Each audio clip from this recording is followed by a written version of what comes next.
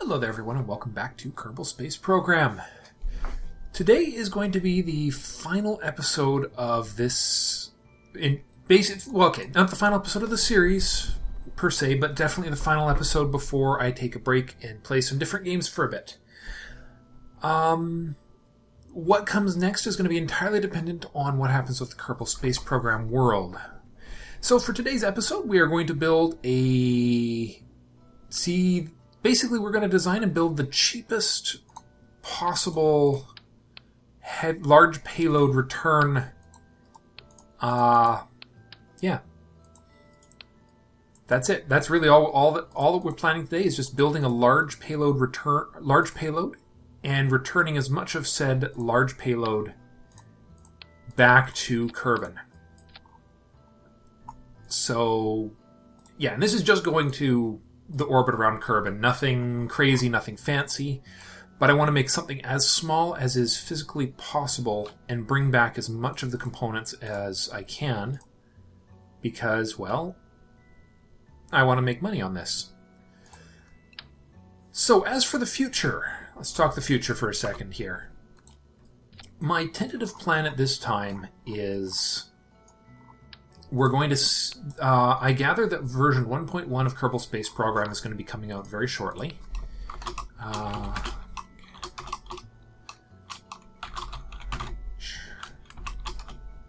Heavy quick launch. So what really is going to happen next? I'm still very fond of Better Than Starting Manned. As far as versions of the game go, that's the one I'm going to be playing. What I don't know is whether or not 50 tons, eh? It's the lightest lifter I currently have. 50 ton plus. That one with a few modifications might do the trick. Yeah, that'll work because we just have to get to orbit, nothing more. Oh, for God's sakes, really? Okay, be right back. Oh, no, it fixed. I was just, okay, never mind.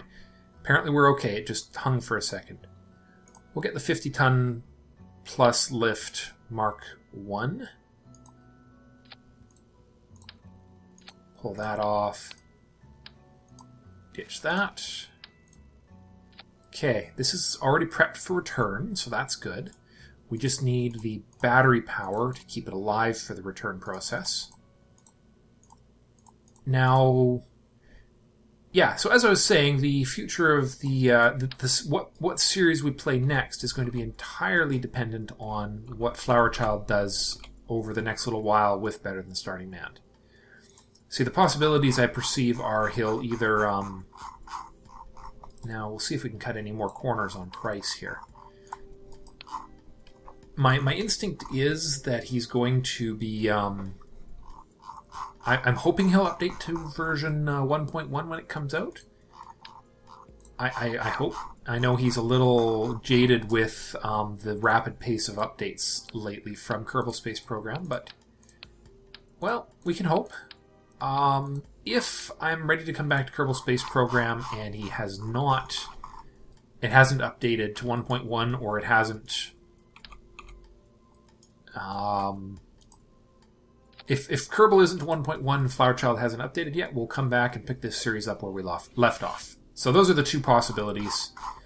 Now, what kind of engines are we dealing with here? These don't look like mainsails. Okay, these are skippers. Mainsails. If these are keel hauls...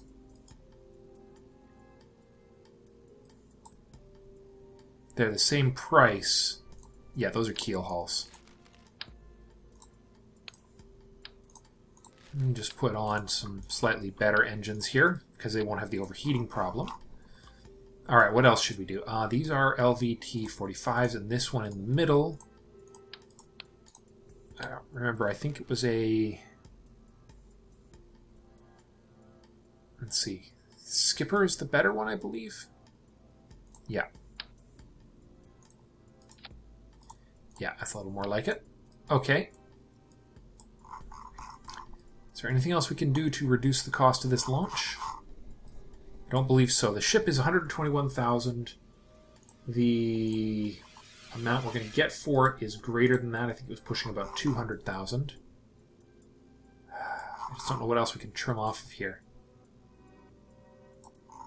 Looks good. It should be good. Especially if we can get this mid-stage back to the ground like we prefer. Okay, let's do it. Yep, everything's there. Good. Let's do it. To orbit and back again, as quick as possible. Just a little finisher. So my next mission would if when I pick this back up, will probably be another asteroid intercept. If I pick this series back up. I think that because I need the science to get any... there's no sense in going to Eve without the ability to do science there. Or not Eve, but...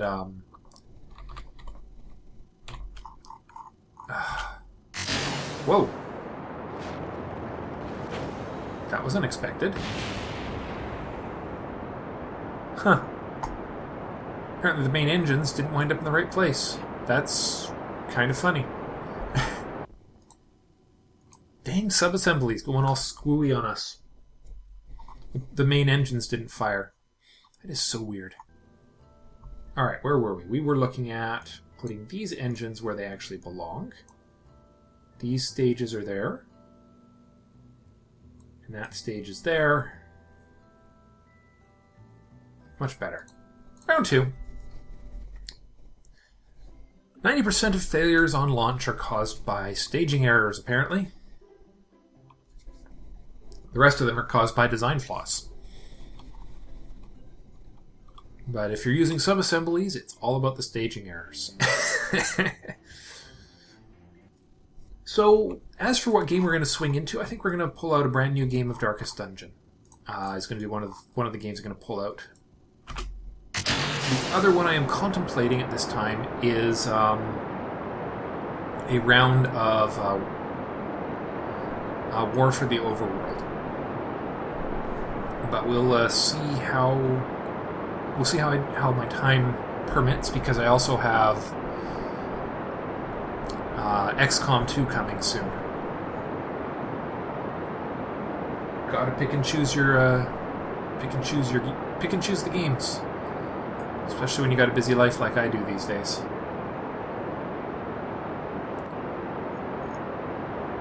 Always something going on around here. Okay, we are gaining speed at a good rate. Now, if all is well with the world, there should be no loss of speed here. Perfect. Perfect transition. Good. So, as usual, gravity turn at 10,000.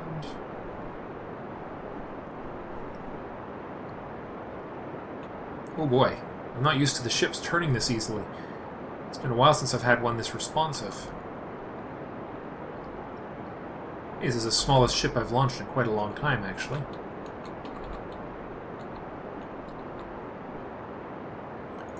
Okay.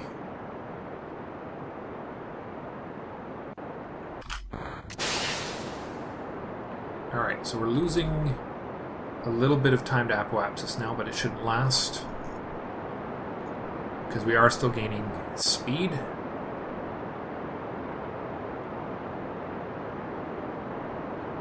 Another couple of degrees here.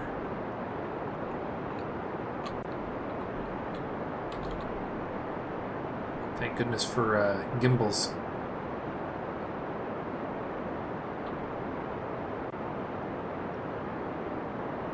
Okay. We're just going to keep turning this thing as long as that T-app is going up, which it is. 47.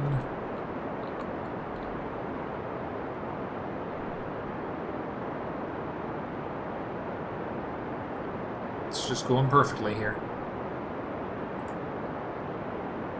Yeah. Oh, over another few degrees. Our apoapsis has still actually not even reached space yet.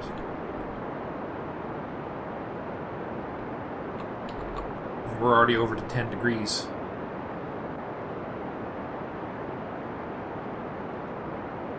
There's going to be almost no burn to actually reach orbit here, is there?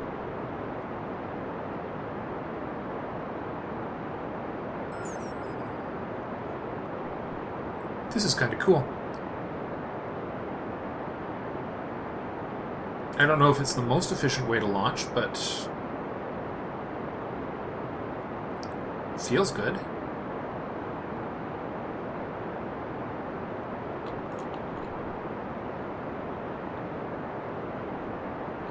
And we'll go to 75. Nice. And we're already almost in a clean orbit.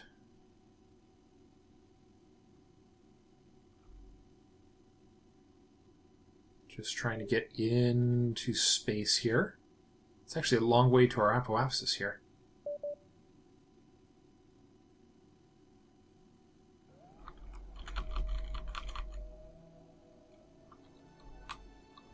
Alright, keep turning. We do not actually have to put that much power into our periaps to finish the job.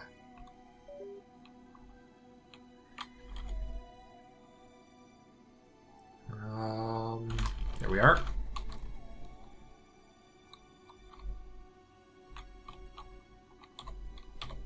Full throttle. Perfect.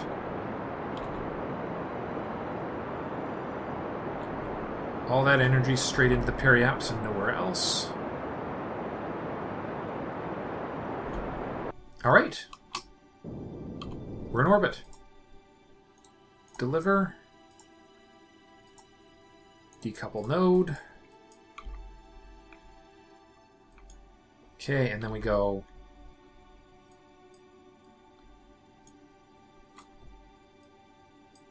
turn around and deorbit.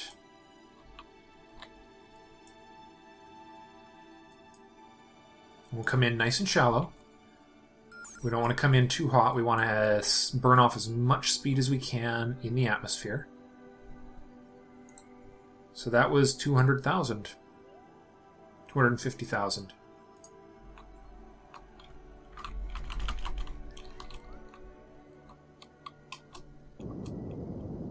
We'll take it to 50. Okay. Going down. We still have to go up, actually up over the apoapsis here. Okay, we are officially in the atmosphere. So let's straighten ourselves out here a little. So that lots of monopropellant left, and the atmosphere will help stabilize things. Okay.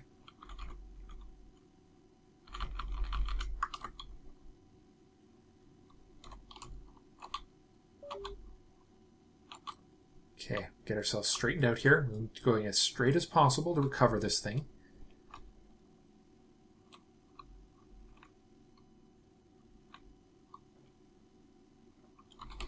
There's where we want our periaps pointing. And then we just wait for our apoapsis to bleed off here.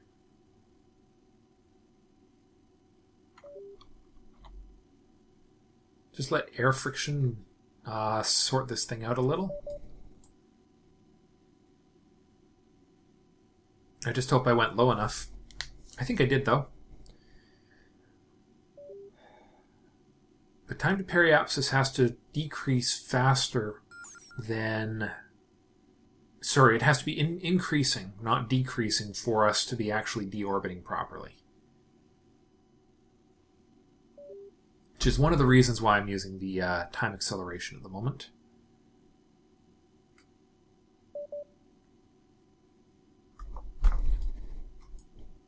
Also hoping that this doesn't get too hot. I do have fuel left in the tanks, which we can use to bleed off some speed at the last minute. But we need to be sure that we're actually leaving orbit before we do that. Which it does appear we are going to be. Yep. As we come further down in the atmosphere, all right. We officially going to hit the ground at some point here. The question is, how far away is it going to be?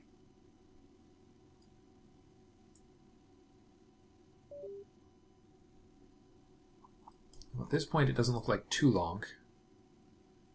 We're still in the upper atmosphere at the moment, which is kind of cool.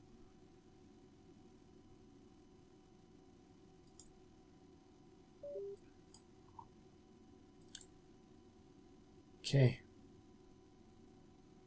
I'm coming in nice and shallow here. Engine-based reentry for the win. Our periapsis still hasn't even reached the ground yet.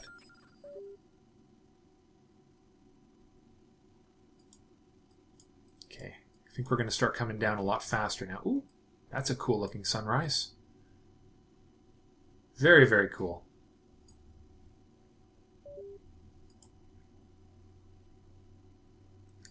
Alright, we're still not in the even to 1,000 degrees yet. So we've got some time. Slowing down reasonably well.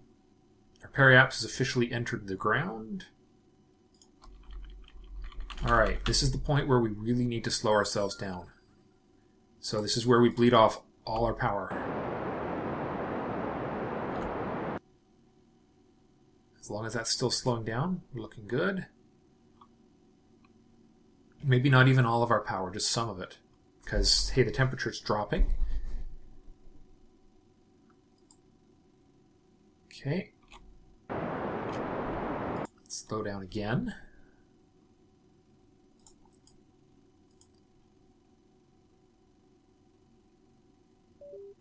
Under speed relative to the surface. Okay, another pulse of slowdown. Down to 1,500 meters per second and dropping.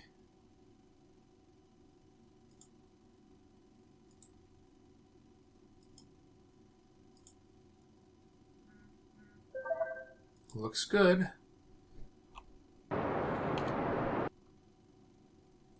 The overheating, I think we're going to be okay. The overheating hasn't reached critical stages yet. Oh, we are officially starting to do our re-entry overheat.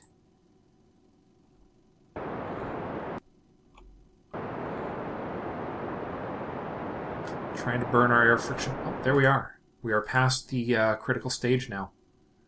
Beautiful. Now we're cooling down, or we will be. As long as my engines aren't overheating, I know I'm fine. Yep. All right, we've passed it. Gonna get to the ground with even a little bit of fuel left. Nice. And we're gonna land in the water, which is even better. We're gonna land with about half a tank of RCS too. Not bad. And no kidding, chute deployment is unsafe. That's nice because it means we didn't lose any of the expensive RCS components.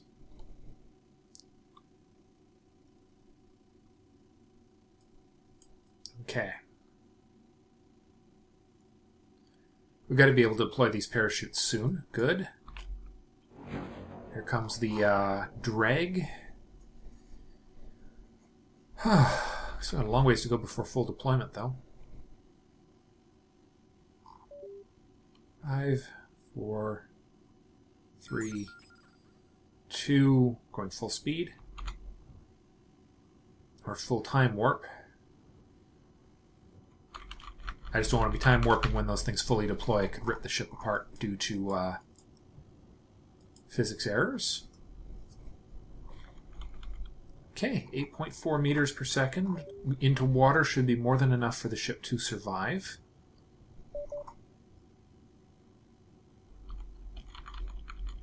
All right, we're going in.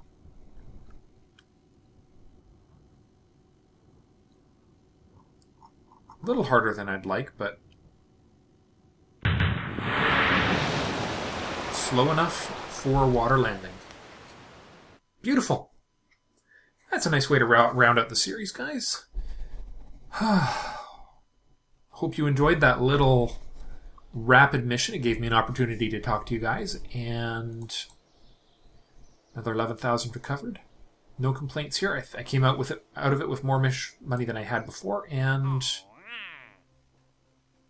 of course it didn't give me another, useful mission. These are the useful missions. I need the manned version of these. I'm gonna have to do more. Honestly, much as I want to do the Duna mission. I really need to get some of these out of the way so I can get a manned Duna contract.